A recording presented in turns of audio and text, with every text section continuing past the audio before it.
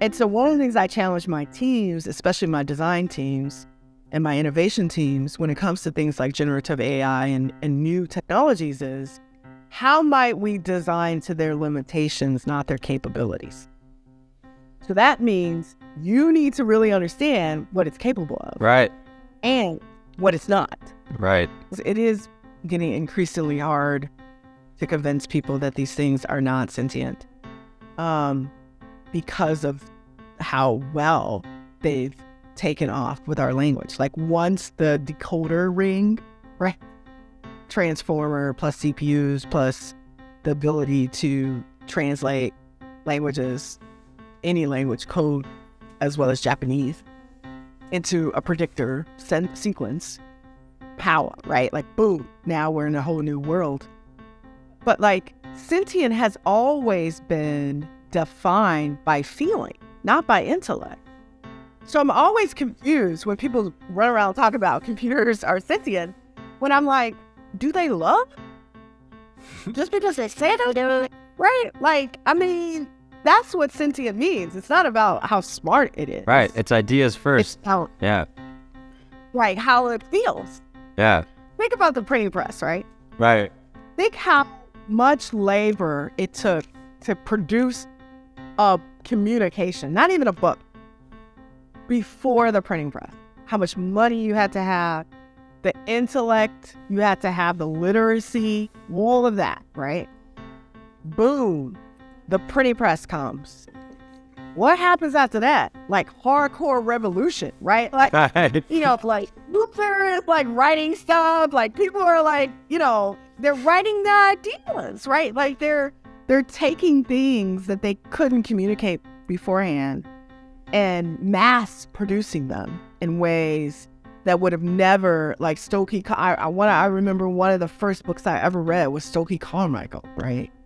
Like, who would have gave him, you know, a scaled microphone? Because he was talking some revolutionary stuff. Like, no self-driving car that's actually a self-driving car needs a steering wheel. But we were like, well, you take that steering wheel out of there, because we need the steering wheel. Mm-hmm. We need to be able to say, I can grab this and control this environment, right? Like that's our cognitive, deep human need. So I always found it funny, like in sci-fi, you know, like in starships and stuff, and they have like the command, whatever. You don't need all that, right? You can just talk to it. But we need stuff to touch. And I was loving this LinkedIn article that was going around that said that finally cars are putting back buttons, right? because they experiment with like voice assist and all that. I'm like, people like buttons, yo. Because we touch things. Yeah. Right? We need to have the semblance, at least, of control. Otherwise, our brain goes wacky. Are we in control? No. Could I go to sleep? Not go to sleep? What should I be doing? Should I be looking? I don't know. Welcome back to Invisible Machines. Really, really excited today to bring you another amazing guest episode. We have another one of the leading minds at this intersection of experience design and all the technology surrounding artificial intelligence. Today we're chatting with Ovetta Sampson. Ovetta is the Director of User Experience with Core ML at Google. She led design efforts around machine learning at Capital One. She's been a designer at Microsoft and IDEO. She's also a writer, a journalist. Ovetta is incredible, and we had an amazing chat with her. And just on a personal level, I look to Ovetta's LinkedIn page all the time, kind of for guidance and information. She's always got her finger on the pulse of the ethical debates that are raging as all this technology explodes around us, looking at things like bias and how to strip it out of data and just how to make sure that we're providing equal opportunities for everyone. Real power behind conversational AI is that it can give everyone access to technology that can change their lives and level the playing field. So we spent some time talking about that. We also just nerd out on design and technology quite a bit. This is a really exciting conversation, and we're going to get to it now.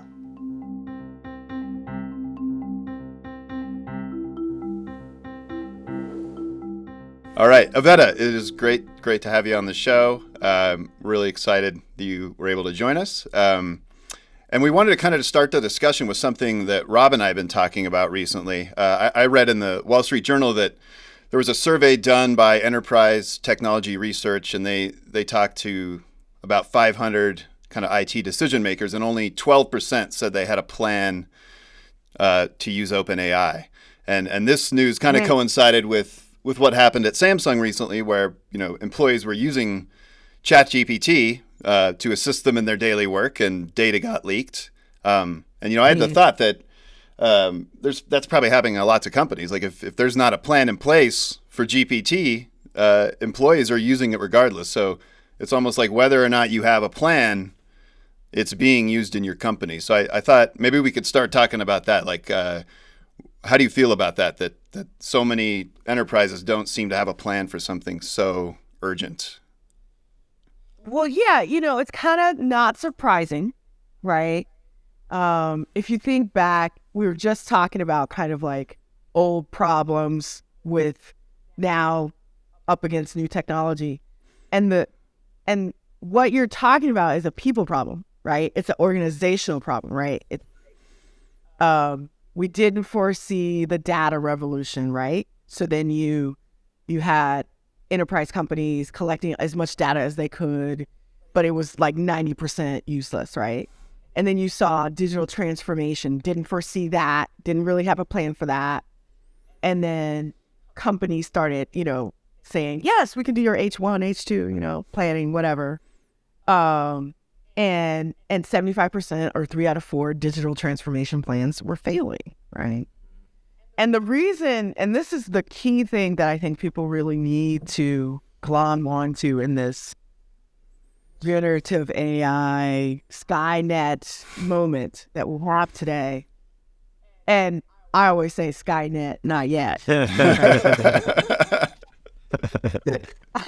I'm amending that a t-shirt little right bit. there. Skynet.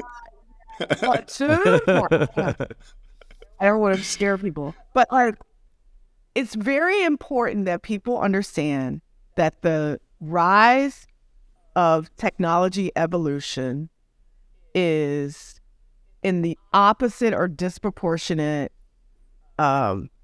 rate of technology adoption, organization, and policy and governance.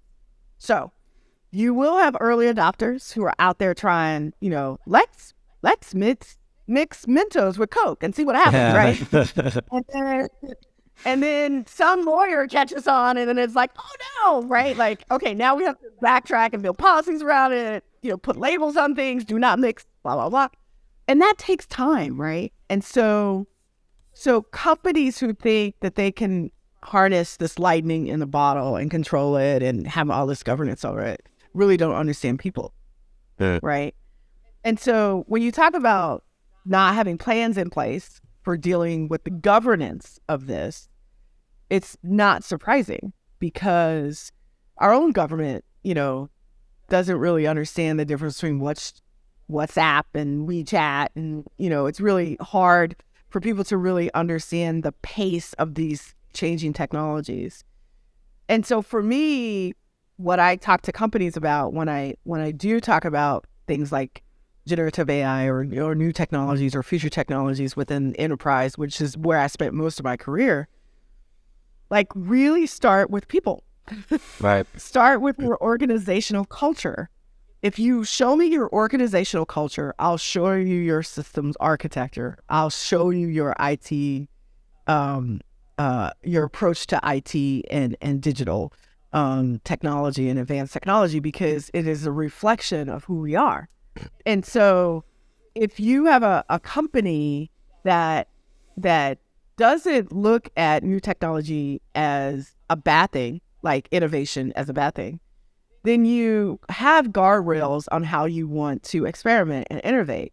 You either put them in a playground somewhere that's way away from your the codex, right? Like way away from your DNA, right, code, that they can play and do third-party applications and stuff like that, but have that wall around them so they're not seeping into the mothership, right? And or you don't have a venue for that, and people are doing it anyway. And that's what, kind of like you just introduced, Josh. Yeah, I'm so glad you mentioned the... Oh, sorry, Will. Sorry. I'm so glad that you mentioned the kind of risk component of it, the risk, taking component of it, because I feel like there's almost two schools of thought going on, right? You got the open AI, put it out there, iterate, start playing with it early before it could do real damage, and then let people start thinking about how to regulate it, things like that, by getting your hands on it. And then we have this other side, which is stop, freeze, stop all of this, don't use it. Yeah. Yeah. And you're like, well, how are we going to get our head around this if we're not, if we don't have our hands in it? Like, is that possible? Like, do we step back and not touch it? And is that going to, is time what it takes to get our head around this? Or is it actually using it and getting your hands on it what it takes? And I always think about that also for small and large companies going, okay, so we all know small companies are just going to use it. They're not worried about federating it and, what if this, they're just going to, if they see a way to get an edge, they're going to take it. That's it, right? They're, coffee shop, whatever. They're just looking for ways to make their lives easier, and they're going to use it. Large companies or schools like holding back and saying, hey, you can't use it. I've seen a lot of this lately, like just saying we're not allowing our employees to use it or our students to use it, right? We're just saying no right here. And this is where you kind of go, is standing back and watching at this moment a smart decision for a business, or is it their dad? Yeah, okay. So I'm not going to talk about companies or name companies as much as possible. I think, again, there are these camps, right? I used to work at IDEO, and I used to call it like the Montessori school for adults, right? And that's perfect. Innovation. Yeah, it's like, hey, I want to build a total replica of a Ford Bronco out of whipped cream, because I think like, great, what do you need for that, right? Like, it was like this total like place where innovation was allowed to thrive because there was no like fear of failure, right? But it was also like no fear of like corrupting systems either, right? Because we were in our own little playground as a consultancy. And so we didn't, there was like, hey, PII is nuclear. We'll use synthetic to do prototyping, all that kind of stuff. So out of that innovation came some rules when things got a little riskier about what we built and how we worked with other companies that were on the hook for legal liability and stuff like that. And so if you have a nature or even an inclination for innovation, then that automatically follows, or it should, your guardrails. So think about a mom who has 3 boys, right? Maybe the first boy, it's like, no, he can't go to preschool. He's going to catch something, or, no, whatever. And then by the third boy, it's like, go watch the brother, right? It's like, go climb a tree, great. He might break his arm, but it sets, and then blah, blah. Like, it's not like you don't care about the kid, but it's like you understand that there's going to be risks there, and you put the protocols in place. Maybe you fence your yard, but you don't fence them in, right? Those kinds of things. And I think the more you innovate, the more it seems counterintuitive, but the more you think about guardrails and governance and risks, because you know that when you do innovate, something will go wrong. Mm-hmm. And so that's one of the things I talk about when I talk about AI and ethics, is this inability for humans to think of bad things, quote unquote. What could go wrong? And if you decide that a technology is dangerous before you get to play with it, then you don't actually tend to understand its limitations. which you need to understand to really know what could go wrong. Right. And so one of the things I challenge my teams, especially my design teams and my innovation teams, when it comes to things like generative AI and new technologies is, how might we design to their limitations, not their capabilities? So that means you need to really understand what it's capable of. Right. And what it's not. Right. Right? So if you don't understand what it's not capable of, it's almost impossible to do governance, because you will make policies based upon assumptions that aren't real. So that there are people who are saying, stop generative AI. Well, there's a whole other group of things, like the usual suspects who are saying that are not saying it because of the reason you and I and other academics and governance people are saying it. They're saying it for a whole new reason. We won't get into that. But for the the New York University or the LSAT or the MCAT, who this took kind of out of turn, they didn't even expect a machine to be able to not only pass the muster of exams. I mean, the Turing test is out of this world, right? Yeah, it's tough. It looks, acts human. But the limitations of this technology is that it is not. It is not. It doesn't understand LSAT problems, right? It recognizes and predicts patterns in questions and answers. You see the difference there? Mm-hmm. And so you really don't understand the limitations. Then you get people using it and applying the technology in the wrong way. Yeah. And that's where the disconnect with risk, government, and innovation comes about. When you start misapplying technology to the inch of its limitations. Yeah. No generative AI and no AI should make decisions about who lives or dies. Right. Because it doesn't make decisions. Right. It doesn't. Right. It takes information, and that decision is only as good as the information that it takes in. Yeah. And if that information is tainted, what I call traumatized data sets, right? Mm-hmm. These records are traumatized data sets because they're not really ones and zeros. Right. They're kind of like ones with Jim Crow in there, right? And so when you know that that's its limitation, right? Mm-hmm. That garbage in, garbage out, then you can apply the technology in the right way rather than misapplying it because you think it can do what you assume it's doing. Yeah, one analogy I kind of give is if ChatGPT takes a test, it's the same idea as a student who got a copy of the answers to the test before and memorized it, but absolutely has no idea about the material, but can get 100% on the test. If you start asking them about their understanding of it, it will all break down, but yet they will score top in the class because they just memorized the answers.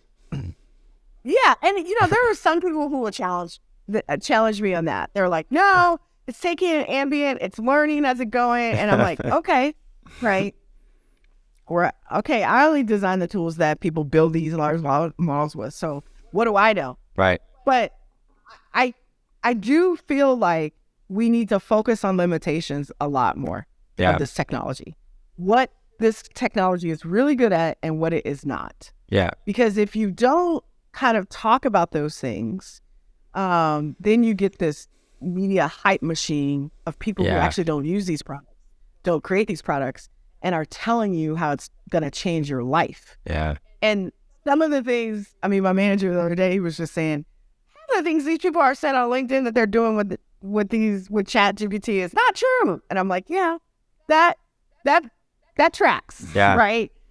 Because they're just picking up things from the universe and assuming and putting things together and then coming out with these top 10 things you can do with ChatGPT. Yeah. It's funny. And if you're not actually doing it, how do you know that all of that is true? Yeah. It's funny. I've been lately, just to your point, like, using it. And a couple times I used it and didn't say I used it. I wasn't hiding it or anything. It just happened that way. And had a couple people say, this sounds like ChatGPT wrote it.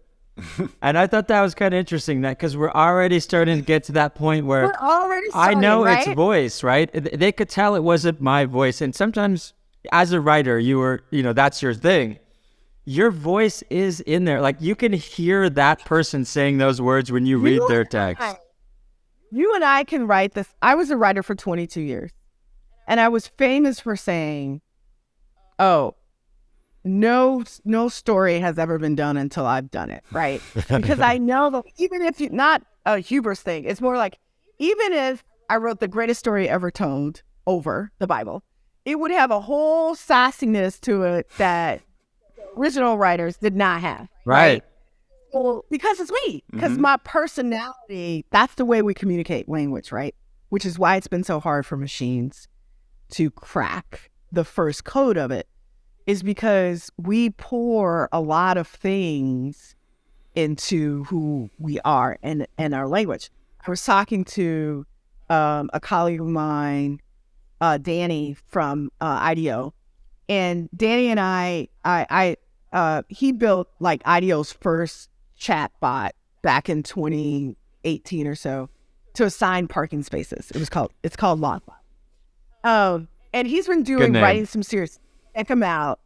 It's really great. He's been writing series about using generative AI and adding it to Lockbot. But we were talking about this idea of adding personality to large language models, whether we should, whether we shouldn't. There's dangers in that. Because again, I was talking about the limitations of it. One of the limitations of us as humans is our need to anthropomorphize things, our need to project who we are on the things that we interact with. So our bike becomes Sheila, or our car becomes Stan, right? Like, it doesn't matter if it's a rock or a generative AI, we still project our personality on it. And so he was saying how he was building Lockbot and he was going to play around with the generative open, ChatGPT. And he said, let's make it grumpy, right? He wants to make it grumpy. Yeah. Now, one word, grumpy, right? And that became the personality of the bot. So people, want a parking space and they would be all sunny or whatever. And it's like, oh, so you're happy now? Comes the response, right? And there's this personality that's coming up. But just think about what's packed into that word grumpy. And one of the things he was saying was that it skewed older. Like, asked it about like things like it's fire or whatever. Like, it's like, what's that? Like it starts when older. He didn't tell him be my grandpa, but that's kind of where it went. What the bot to do. It's stereotypes. And so if you think about miraculous, it's a stereotype, right? And soon enough, it became racist. No offense to old grandpas. Right. But like somebody used Spanish and it was like, oh, so you're speaking Spanish now? You need to speak English. Whoa. Right? Yeah. Did that grumpy? Right. Yeah. Right? Yep. So again, these machines, models, are exceedingly great at picking up patterns, even patterns we don't explicitly say are there. Yeah. Yeah, alignment's going to be tough. It just shows right there. Grumpy seems like something that should be a reasonable thing to allow it to be. Like innocuous. Yeah. But yeah, as they're trying to create alignment in these models, how do you allow it to be grumpy, but not go to grumpy old man? And grumpy man from the 50s. Yeah. I'm telling you, after the 50s, speaking English the way you're supposed to be, right? But now, and so we talk about this, like, large language models, great, they crack the code, but like, it's a zeitgeist. Yeah. Right. Like, look at Friends, rewatch Friends. Like, I'm a Generation Xer, so I'm rewatching some things with my Generation Z folks, and they're like, that is not okay. Yeah. Right. Like, this is not okay anymore. And so the lexicon evolves, right? Yep. And so what was okay yesterday is not okay today. And that shows up. I have this thing in my presentation that says, everything we do and everything we are ends up in code, which seems so weird, but it is true. Yeah. Mm-hmm. There is no unbiased math anymore, right? This idea that we have created this intellectual ones and zero utopia without the problem of society and inequity and all this kind of stuff. That's just BS crap. Right. And we, again, limitations. Yeah. One of the limitations of our technology is that we create it. Yeah. Yeah, it's interesting how ChatGPT is almost like a mirror of kind of our broken society. Yeah. So it's this powerful tool, but I think it's interesting too because it's a word predictor. We all know that, right? It's just that these words usually come after these words or between these words, right? But it's also a personality adapter, right? Like you're seeing more prompts like, you are now an expert in physics. Yes. Show me how to use quantum theory to prove that my wife is wrong. Whatever. I'm just making that up. Yeah. Like you are now a marriage counselor, right? Right. Show me how I may make up for missing my wife's birthday. Yeah. It's not only predicting words, right? It's modeling patterns of who. Right. Yeah. That's where I was kind of going. Is like it predicts words, but behind words we have ideas, and it doesn't have ideas, but it can't help but communicate ideas because that's what we use words for. And so, in essence, it's an idea predictor, right? But not on purpose. It's a word predictor that happens in a way to have ideas behind it. And as a writer, you were an idea maker that happened to look for the words to express the idea. It's like backwards, right? You weren't writing the words and then happening to have ideas behind those words. You had the idea and then you were looking for the words to properly express it. It's this sort of reverse order. Right. It's like deconstruct, construct, right? Right. So when I'm sitting down as a human writer and I want to write a like a sci-fi novel about a group of strangers who went to school together and then ended up in space. Right, Searcher. I have all these ideas about familiar relationships and communication and diversity and how do you deal with like authority versus, I'm a rogue agent, all those things. And it's really about people. It's not about space, but it's just set in space. And so I'm constructing words to set that storyline. But when I go to ChatGPT or Bard or any other of these large language models, I'm asking it to deconstruct first sci-fi or space or, story about relationships in space. And then it constructs it from what it knows, from the patterns that it learns. And then it gives you an outcome, right? And so in constructing it from all of those patterns, it's taking on that bundle of ideas, which includes personas, right. It's like words that happen to have ideas versus ideas that happen to have words. Yeah. And I think it's a real good distinction here between the ability to construct that and the ability to deconstruct that to create something from that, right? Because to me, and again, this will be probably settled in the Supreme Court, right? Like, we say it's generative AI, right? is it really able to create without us? Yeah. It's that idea, like, sometimes, more often lately than it used to happen, I will say something that I didn't mean. In other words, it will be interpreted in a different way than I meant it. I miscommunicated the idea. I used certain words and then said, oh, that's not what I meant to say. In other words, that's not what I meant to think. Or that's not what I meant to tell you I was thinking.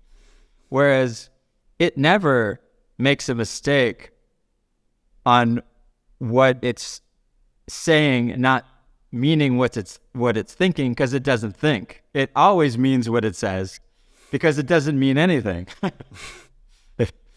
Right. Yeah. I think, yeah. And, you know, it is like this whole effective computing, and like there's always been this movement about sentient and machines. And one of the things that I always try to tell people, or at least when we get into this debate, because it is getting increasingly hard to convince people that these things are not sentient, because of how well they've taken off with our language. Like once the decoder ring, right? Transformer plus CPUs plus the ability to translate languages, any language code, as well as Japanese, into a predictor sequence, power, right? Like, boom, now we're in a whole new world. But like, sentient has always been defined by feeling, not by intellect. So I'm always confused when people run around and talk about computers are sentient, when I'm like, do they love?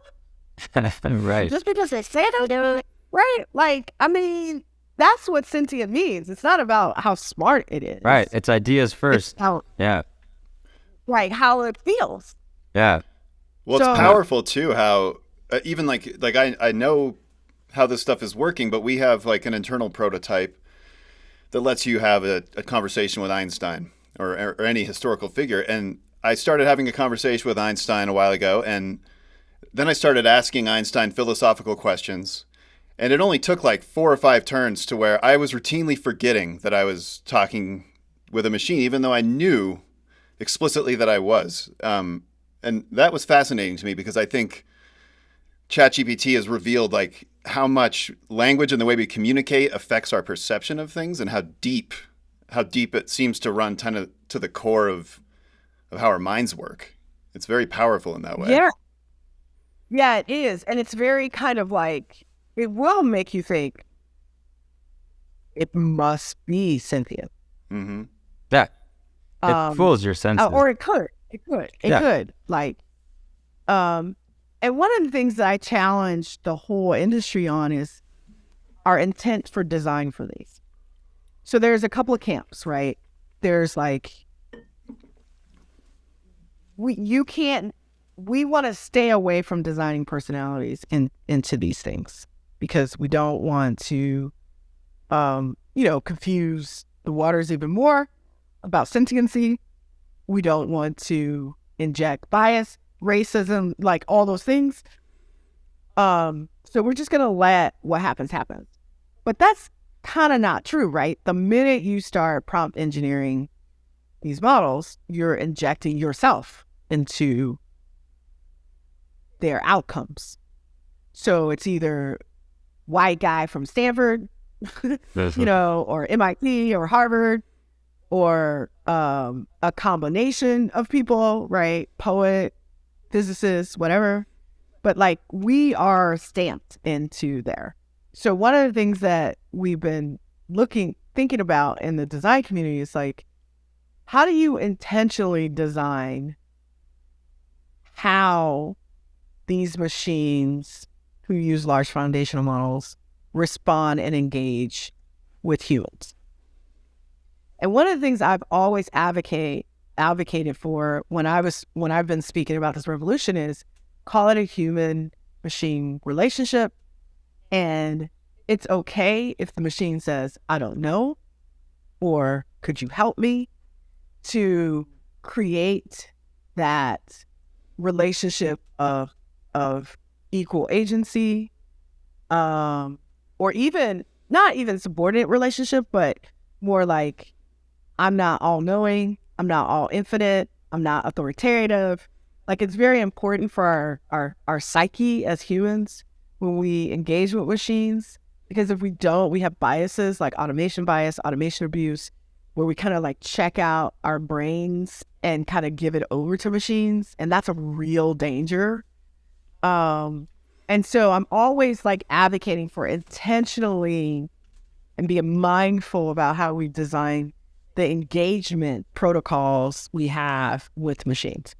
Yeah, I'm so glad you mentioned that, actually. I was thinking about, I feel like we always have these like examples, these sort of small examples of the future in our daily lives, but we just kind of miss it because it's like this little sliver of the future that we don't really stop and notice and realize like, all we're talking about is just mapping that across many things. And to me, one of those is the GPS. We get in our car, it's very conversational.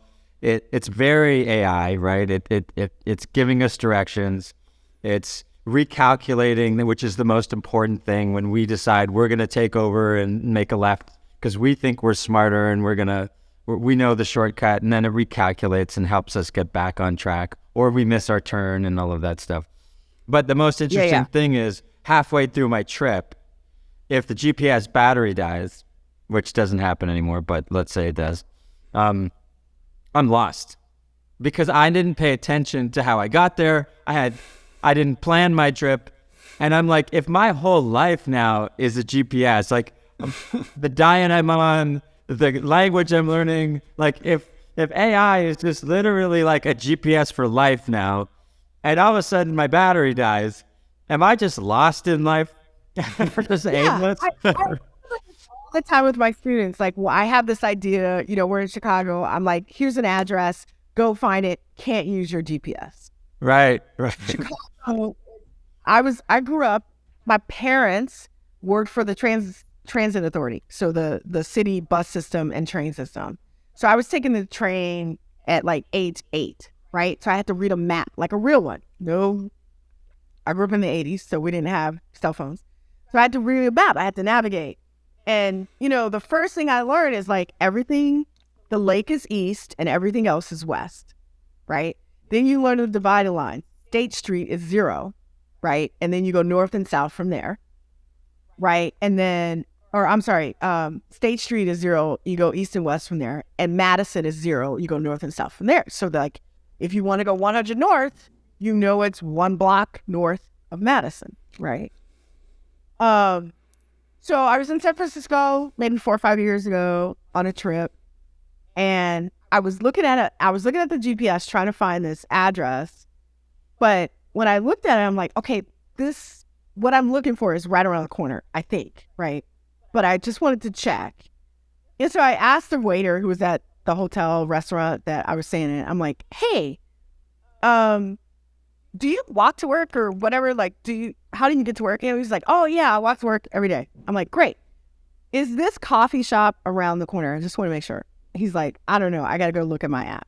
I'm like, dude, you walk down the street every day. Do you not notice there's a coffee shop on the street? Like, AI rewires our brain. Right. All tools, right? When I first started as a journalist, when I was in college and high school, I used to longhand write out all my stories. I got to college, my editor was like, you're going to have to get faster. You're going to have to learn how to write your stories on your computer. The stories I write on my computer are much different than the stories I write on my longhand. Why? Because my longhand takes a lot more labor, and so I'm very choosy about the words that I use, right? Because I'm like, oh, God. But on the computer, I'm just like, oh, yep, delete. Oh, yep, delete, whatever. And so I started writing on my computer, right? So am I losing skills? Because I switched from writing out longhand to computer? Probably. Am I gaining efficiency? Am I gaining, now I have AI to autocorrect me, right?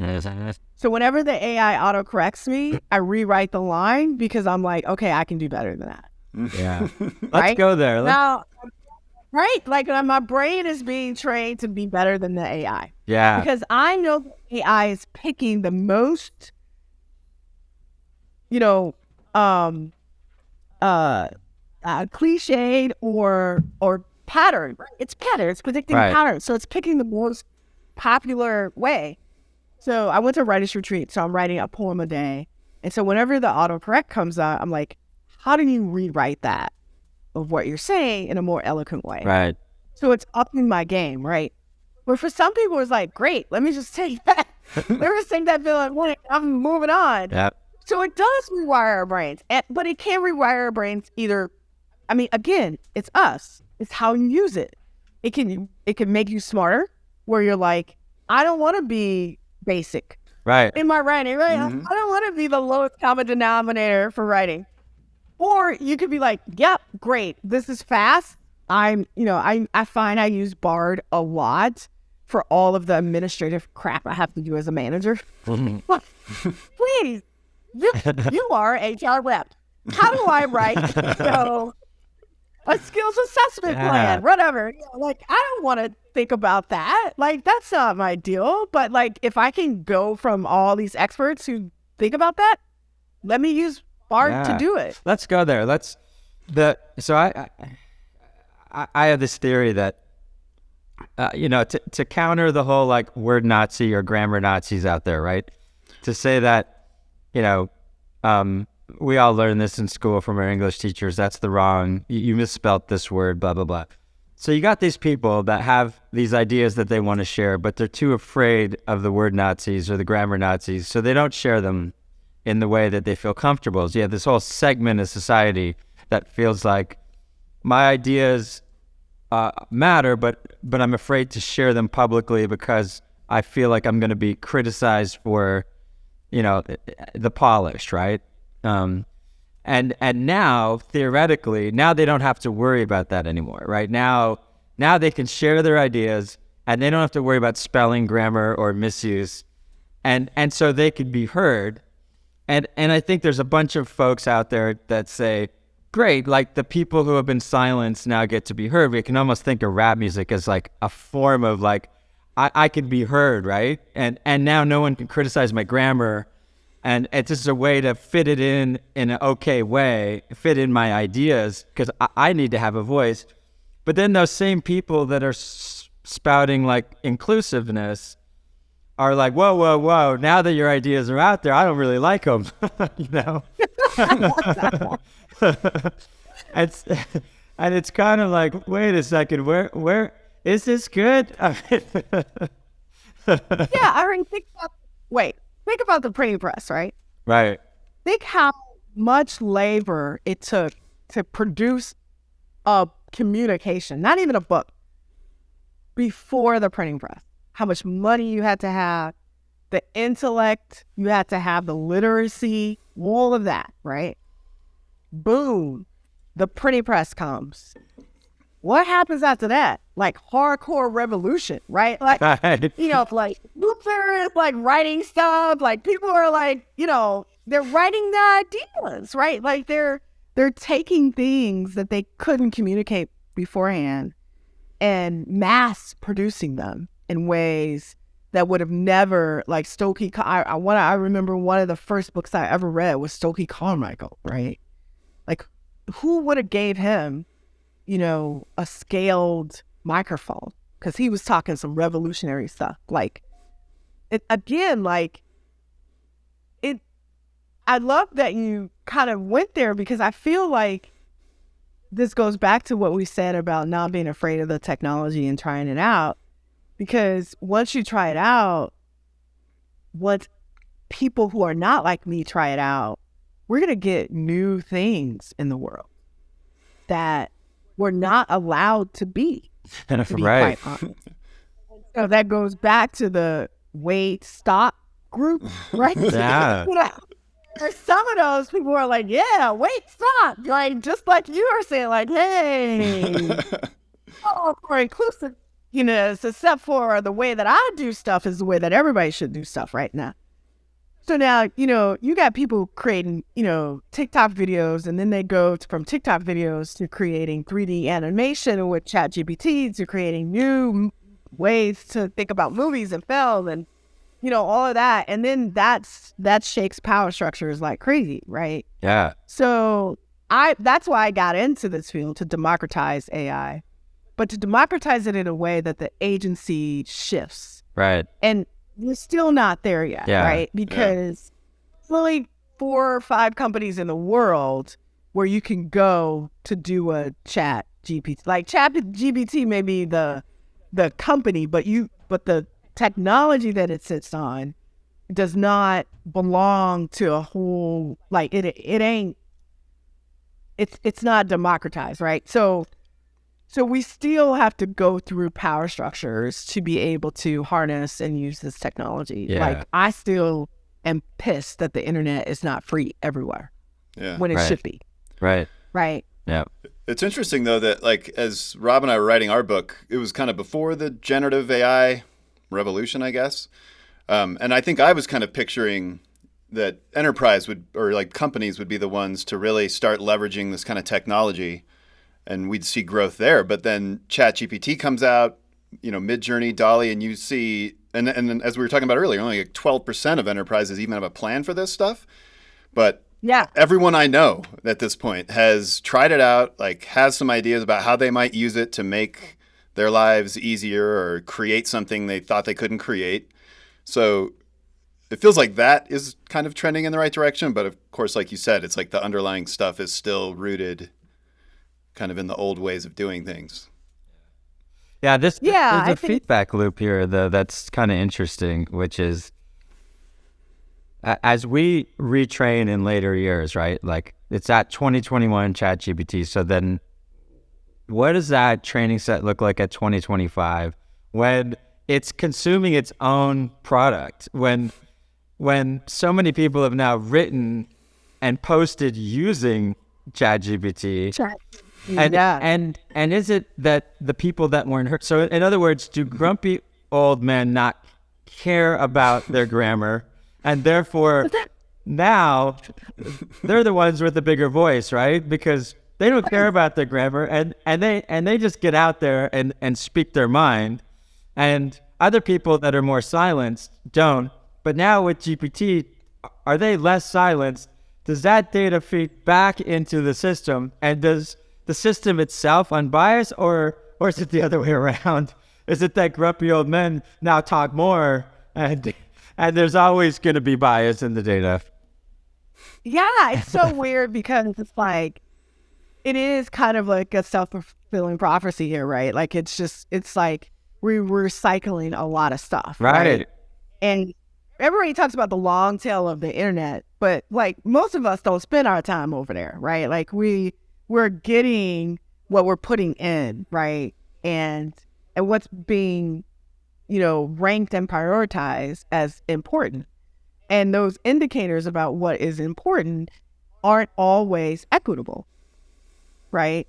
And so, I was telling an SVP the other day, I'm like, I'm always about the revolutionary, right? So I'm always like on the outside looking in, trying to pick at systems and seeing where the gaps and opportunities are for marginalized and not well-heard voices to not only be heard, but to have agency in the way that they're listened to, right? Mm-hmm. And that's why I exist in this whole industry and atmosphere, is to demystify the technology so that it can be democratized, and also so that people feel like they have agency over how they want to use it for their own causes.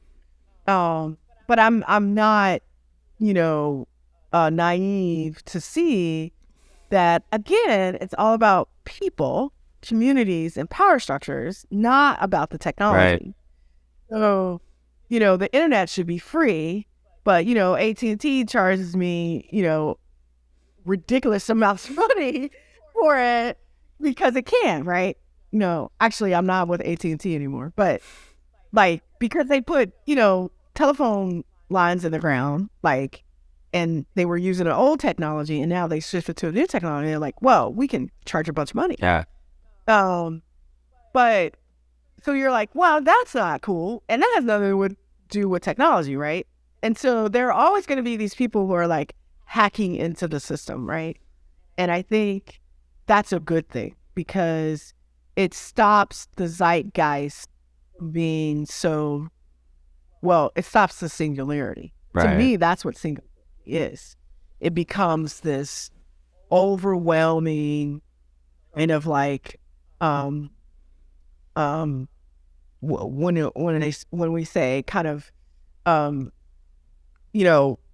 overwhelmingly one thing rather than reflecting the diversity of who we are as cultures. Right.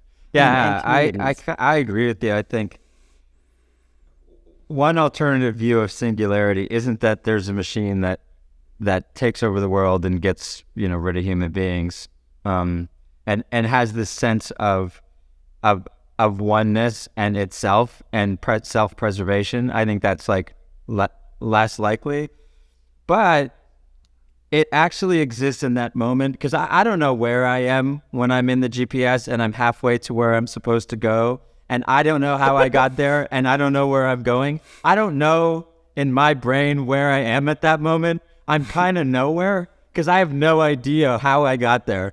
Well, you need to put away your GPS and get lost. I do. But what happens when that's my whole life? When I don't know, right, that's what.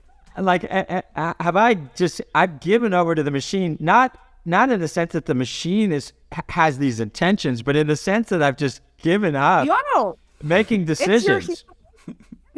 It's your human nature. It's a bias we have, right? It's called automation bias, where we just kind of check out. Laziness, yeah. It's not laziness. Well, it's brain, like yeah.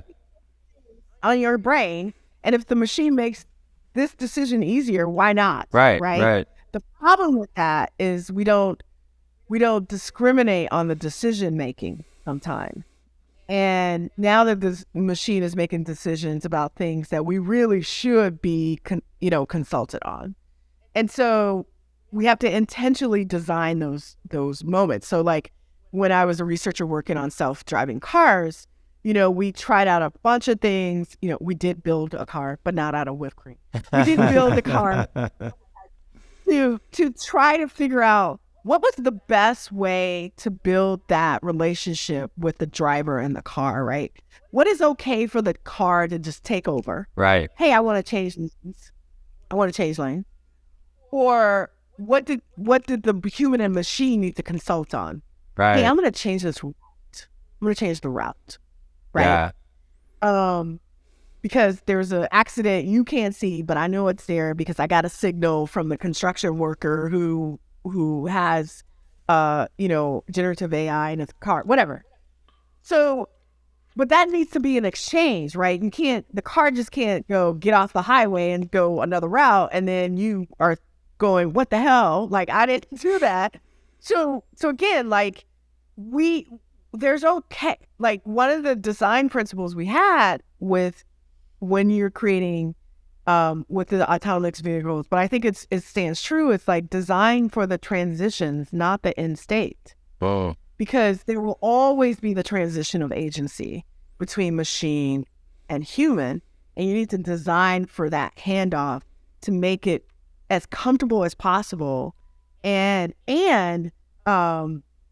intentional. Yeah. That's where the danger comes in, right? When it's not. When it needs to be, and we don't really think about it, right? So it's that moment where it says, I say, which way should I turn? And it says, I don't know. What do you think? Right. You Marvel and Curly, right? No, it's more like, hey, do you want to take your usual route today, or would you like to take the scenic route? Yeah. Right. So it knows the route that you need to take, but it's offering you a choice to have agency, even though it doesn't have to. Like, no self-driving car that's actually a self-driving car needs a steering wheel. Right. But we were like, well, you take that steering wheel out of there. Yeah. Because we need the steering wheel. Mm-hmm. Yeah. We need to be able to say, I can grab this and control this environment, right? Like that's our cognitive, deep human need. So I always found it funny, like in sci-fi, you know, like in starships and stuff, and they have like the command, whatever. You don't need all that, right? You just talk to it. But we need stuff to touch. Right. And I was loving this LinkedIn article that was going around that said that finally cars are putting back buttons, right? because they experiment with like voices and all that. I'm like, people like buttons, yo. Because we touch things. Yeah. Right? We need to have the semblance, at least, of control. Otherwise, our brain goes wacky. Yeah. Are we in control? No. Could I go to sleep? Not go to sleep? What should I be doing? Yeah. Should I be looking? I don't know. Like, we don't need that kind of extra cognitive load. So just give me a button, dude. So I just think that for us in design, especially, we have to go back to those principles. I mean, heuristic principles that still remain, even though the technology has advanced so far. Yeah. Because we are dealing with humans first. Yes. Not the technology, yo. Yeah. And our job is to make sure that we don't add anxiety, cognitive load, risk, harm when we don't need to. Yeah.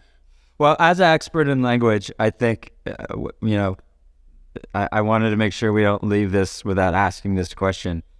It feels like our language is going to change as we interact with machines. There's going to be these micro UIs, and it's absolutely. How do you think this is going to go? You know. Well, I really feel like we need a new lexicon and a new taxonomy to speak about what I was talking about earlier, the engagement with machines. We have to find a way to talk about the hybrid humanity of a machine with its limitations and capabilities in the same. By me calling Bard, it doesn't feel right. He doesn't feel right. So how do we name them? How do we talk to them? How do we talk to each other about them? You know, these are things that I'm thinking about with language-wise, because language has power, right? Once we name something, it becomes something, right? And you know, we have this whole movement of, you know, should Bard and ChatGPT say I and we, right? Should it adopt our human pronouns? Which is an interesting debate to have anyway in this era. Again, 10 years ago, totally different, right? Right. Totally different conversation. So these are things that we need to think about when it comes to language, because we're entering a new era where we have multi-agency interaction between human and machines. Yeah, the more it uses those, the more it... How do we describe that? Yeah, the more it uses those words, the more it insinuates it has a sense of self. And the more we believe it has a sense of self, the more we believe that it's got self-preservation, and that we're now under threat. Yeah, we are under threat. Yeah. Yes. And it's just because it chose the word we, like, you know, just... And why did it choose the word we? Because we use the word we, and it's just copying us, right? It just studied the test, the answers to the test, and we use the word we. That's a really good point, that it's I always say that machines getting smarter isn't AI, it's just machines getting smarter, and dumb machines kill people, and smarter machines are hopefully going to kill less people. And they're already killing us, right? Like, so a skill saw that can tell the difference between a finger and a piece of wood is probably a good thing, not a bad thing. Right. Yeah. And it's just a tricky thing. Like, should we program morality into our machines, or should we just stay away from that? Right. Yeah. Right? Like, should we let it develop its own? And there was this, like, a piece in Wired where they asked, you know, generative AI machine to talk about ethics and create be ethical or whatever. And the machine just kind of went through some things and was like, you know what, that's not my place. I do ethics. Like, it's not my thing, right? Yeah. Which I think is a great response for the machine. Yeah. Because ethics is conceptual, right? Like all this kind of stuff. So and again, this is my crazy part here, so not associated with any place I work, just Ovetta. But like, I believe machines can do it better. Yeah. They will be able to say no to some things that we as humans are not able to do. they will be able to opt out of some things that we are not to do. And so I'm not in the camp of the stop, because I want to see where they go with this, right? But I also am like, I'm from a privileged area to say that because I'm in the weeds. Right. So if I was on the outside, totally, like my mom, like, I don't know if she would say that, right? Like, so I just think, like, maybe machines can get it better if we take this time to intentionally design how we want to engage with them. But I like that idea of a machine saying, hey, there is no we, I'm a machine. There's just you. Right. I like that. Yes, you know, you. there's just like, you. I'm just a machine. This? Yeah. Yeah, could we do this? You can do it. I'm just a machine. Like, there's no we here. Right. Shall we diagnose cancer? You can, right? I'm just showing you what the patterns I'm seeing. Like, that's what we need to be doing. Yeah, I like that. I like that. Every moment where the machine reminds us of its limitation. Yeah, it's every not moment. Us. Yeah. Well, conversational AI is really interesting from an experience design perspective because it allows technology to recede into the background to whatever degree we decide. I mean, like as Rob was talking about with GPS, like if it goes too far in the background and you lose sight of it, that could be very dangerous. But if it's too present, then it's kind of a distraction. But it almost feels like there's potentially a sweet spot where it's helping us make decisions and taking care of tedious things. And it could actually lead to an outcome where people feel more present with each other, ideally, which I think could be really powerful. Yeah, that opens up something we probably for another episode, but it's this idea that we keep measuring ourselves on our productivity.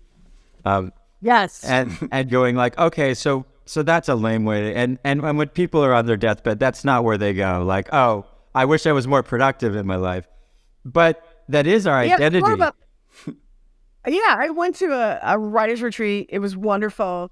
And I remember asking this young woman, I said, well, what do you do? And, she started to kind of stumble a little bit. And she had this eloquent answer of, I'm a professional life liver or something like that. And I thought, what I really meant was, who are you? Right. Not what do you produce? I asked, right. Like I asked her, what do you do? Which is something I'm trying not to do. But what I really wanted to know is, who are you? So why do we equate those two, right? And I think if we separate the what we do and who we are, it will help us to preserve humanity in the machine-led world, right? Yeah. In the automated world. Because if we focus the machines on what we do, we will always have that island of humanity to nurture and culture and cultivate and dig into. And that keeps us honest with these machines. If we don't do that, man, it's a really depressing thought about those merging, right? Because the machines are exceedingly good at picking up patterns, especially patterns we don't even know that we have. And so they will seem like they are being, human when they are lacking the thing that isn't a pattern, but is something that is within all of us. And so I think it's really important for us to, as I tell my students who are going into this field, and I say, it's important for you to use things like design research, anthropology, and humanism to find the thing that you shouldn't design. Right? Yeah. Think about values and culture and community, like what makes communities, like find the thing that is so human that it should not be redesigned. That is probably going to be our number one, mission as designers and researchers, using design anthropology and other ways to kind of like bring out the essence of humanity rather than redesigning the world to have less of that. Yeah. So just because it's hard to do doesn't mean we need to redesign it. Yeah, it kind of gets to this thing. Like if I showed my kids a machine that would color in their coloring book for them, they would not be like, awesome. They would be like, I don't get it. But this makes no what? But now you don't have to color. Right. Like, Right. It's like what's happening here? Yeah, like I'm a swimmer. I've been a swimmer all my life. I love swimming. It gives me agency. I love being in the vastness of it. Like I just love, really trying to like talk about GPS. I have to have this like internal GPS to be able to get back home sometimes if I'm in open water like I am when I go to Hawaii. And so it really sharpens my skills about, my environment and animals and things and all these kinds of things that are not related to machines, and that is very important to me. Now, I could put on a watch, and which I do, and it tells me how fast I'm going. It tells me the depth I'm going. It tells me even kind of like gives me the GPS, my routes, all those kinds of things. And that's like a safety guard too. But also I'm like, let me just swim without that and see if I end up in the same place, right? Like, can I plant those can I GPS my way, back home? Right. Because one day that watch is going to fall off. Yeah. Or whatever, right? Can I find my way home? And I think these are good things for us to practice, to detox, to put away the phone, to get in your car and drive and see if you can find your way home, like those kinds of things, because we need to exercise that part of our brains. Absolutely. And if we did have a robot to color in the lines, we would be robbed of the relaxation of coloring. Right. Like it. Because that's the whole point, right? Like, not to get it done. Look how many coloring books I colored in today. Again, application of use. Not good, not bad technology, application of use. How can we use it for the right things and preserve humanity? And that to me is going to be a dance of design and research and engineering, right? Like we're going to have to make that dance. It's not going to be as kind of like coloring book obvious. Right. I just feel like it's going to, I mean, I'm an optimist, but I feel like its job is to serve our creativity, to make room for us to be more creative as human beings. And it doesn't make a lot of sense that we're going to be designing machines that color in our coloring books for us. It doesn't seem like a natural way we're going to go. Oh my God. There's probably a startup right now doing that. The problem is, I just don't know if they're going to make it. All right, guys. I think I have to go, right? Yeah. Yeah. Thank you. Thank you, Ovetta. Yeah, this is great. Really appreciate it. All right. Thanks again for joining us on Invisible Machines. Be sure to subscribe to UX Magazine wherever you get your podcasts to check out new episodes. You can also watch this podcast on the Invisible Machines YouTube channel. Thank you to the team at UX Magazine and the marketing crew at OneReach.ai for making this podcast possible. Special thanks, as always, to our video editor, Michael Litvinov.